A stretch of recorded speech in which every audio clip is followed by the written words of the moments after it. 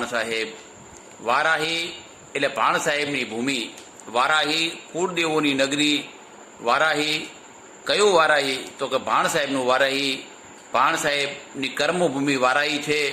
એક ભાણ સાહેબ એક બહુ મહાન સંત થઈ ગયા અને એમની ભૂમિમાં આવેલું ભાણ સાહેબનું મંદિર તાજેતરમાં બહુ સરસ રીતે એનો જીર્ણોદ્ધાર કરવામાં આવ્યો.